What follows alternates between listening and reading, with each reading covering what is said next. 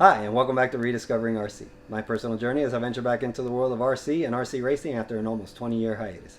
I'm your host, Julio, and if you've been following along on my journey here, then you know that I decided to come back to the hobby with an open mind, and I chose to select Spektrum RC, and in particular, the Spektrum DX6R as my radio of choice coming back in. Now, this is not a choice that a lot of people out there would make, I will admit, but I just, again, open mind, and I really like the features of this radio and what I've seen so far in using it here at home while I prepare my vehicles for my comeback. So, if you've been keeping up with Spektrum RC and their product lineup, I have to say the story begins maybe at the end of last year when I finally got around to purchasing this radio. This radio used to be available in two versions, a transmitter-only version and a version that comes with two transmitters in the box. Now, when it came time to make my purchase, I discovered that the transmitter-only version was no longer available. It was only this full version. So, went ahead, made the purchase.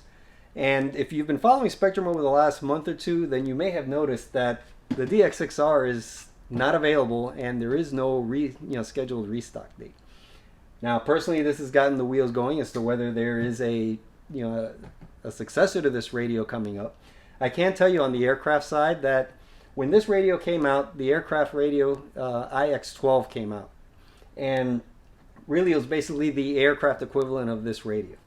That radio has since been superseded by the Spektrum IX-20, which has a couple of next generation features, such as a capacitive resistance screen as opposed to this resistive touch screen, a newer version of Android than the one that was shipped with this product and with the IX-12, and just basically a refinement of the overall package. So obviously, Spekulation is going to say that maybe the DX6R probably has a successor on the way. So first off, basically, some people have asked about that. There are some people that are interested in this radio. They've seen that it's been out of stock for a while, and there is no restock date. And they've been asking. And some Spektrum reps have been kind enough to say basically that, don't worry about this radio for the people that do have it. I've found that Horizon in general, and this is after about a year experience now with TLR since I've started on this journey, that they do support their products for a minimum of 2 years after it has been discontinued. Now, that being said, there is nothing yet on paper that says that this radio is has been discontinued. Normally a new product would be announced before that clock starts ticking. So basically, this radio just got a new update to their raceware software along with a firmware update. I want to say it was made available as a beta roughly 2 months ago, and a couple of weeks ago they made it public to everyone. So if you go to the Google Play Store and check for upgrades, it will show up automatically on your radio if they have that. So this is something I've already done. If you have this radio, I totally suggest that you go out there and get it. I had no problems at all. Installed easily, through the update process in the Google Play Store, and on the first launch, it upgraded the firmware. No problems. So that leads to the speculation. What's going on at Spektrum RC? The other thing that I noticed in particular as I'm building my daughter's 22 5.0 SR is that I wanted to get her also with the same package, the Spektrum S6240RX to have the integrated receiver, and I found that those are out of stock also, with no expected restock date. So luckily I was able to get one through a retail channel, so my daughter will have her 6240. But that leads to more speculation. What's going on with that? Have they abandoned the integrated receiver idea? Is there a successor on the way? This all leads back to something I read, I want to say around the beginning of the year, where supposedly Dakota Fenn, who is their TLR's top driver and is sponsored by Spektrum, was testing a successor to the 6240. Now, since then, it has been confirmed by Spektrum rep that lately what Dakota has been driving with is the S6245 servo, which has been paired with the S2100 receiver. That's their latest antennaless receiver that they have, which is also really tiny. So that's something I may be looking into with my Serpent X20. So in either case, it kind of leads to the following. Are these products coming up? Are we going to see them before the end of the year, especially with the global situation and how things are? I mean, it may be impacting production overall. Maybe there is some more DX6R radios that are supposed to be manufactured, but they've been delayed.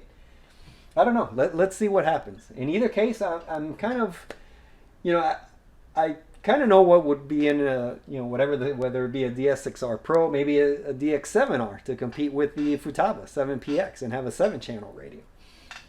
We don't know yet until Spektrum says something. Who knows? I mean, it has been hinted at that something is in the pipeline. It's just one of those things that they're not ready to announce anything in particular yet. So until then, this is their flagship radio. Let's see what happens. But I'm wondering, could we maybe see a 6245 RX? Maybe that's what's in the pipeline as far as the integrated receiver idea. From my experience, I haven't had any issues, so I don't think there's any technical fault with it where they would discontinue that concept altogether. I really do think that there's something in the pipeline. And likewise, as far as the success of this radio, I think obviously what we're going to see is that we're going to see that capacitive touch screen instead. We're definitely going to see an updated version of Android. I know one of the criticisms of this radio was that, it is quite an old version of Android. So a newer version, more efficient, would be something that I would expect to see. Perhaps maybe a better microprocessor in here to make things a little bit snappier. I know that was another issue with this radio in the beginning, but I can tell you with the latest firmware versions, both the one that was in the box when I got this radio along with this new version that's been updated, very snappy, quick response. I haven't had any issues at all. So I've been really happy with the radio so far. But again, if it's snappier, that would be a good thing. I mean, what else could there be? I mean, well, obviously a better battery as well. You can expect that probably the battery that's going to come with this, because this does come with a rechargeable battery already. You don't have to get a double A's for this. I would imagine that that's probably going to be a little bit higher capacity. It would be great if it's the same size as as this battery, so that way we have an upgrade option as far as a little more capacity on the radio. But that's really all I have. I mean, personally, I think it's a great radio. I would love to see a successor. It's going to be a tough decision. I still haven't purchased a radio for my daughter yet. I'm kind of looking at something in the DX5 line to get for her.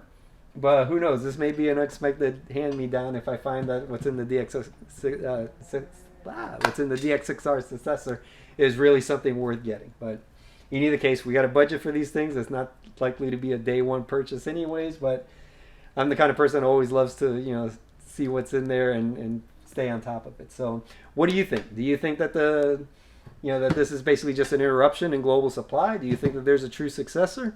I'd love to hear your comments below. Please do me a favor, like, favorite, comment, and subscribe. Any and all help that you do to give me feedback will do a world of good towards giving you the content that you want to see.